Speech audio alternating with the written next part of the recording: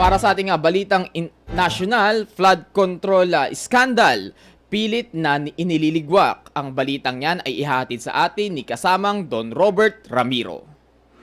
Nanawagan si Pangulong Ferdinand Marcos Jr. sa sambayanang Pilipino na magkaisa at magtulungan dahil sa nangyayari sa gitnang silangan na ipinaabot ni Presidential Communication Officer Claire Castro.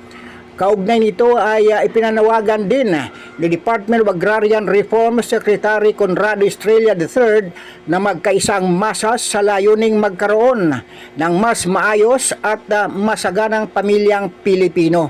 Ayon pa sa kalihim, pagod na ang marami sa nangyayaring gulo at pagkabahabahagi.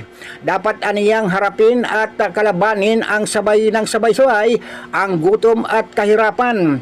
Ang pagkakaisa niya ay may lakas para manalo sa krisis dahil sumisirit pataas ang presyo ng mga pangunahing bilihin.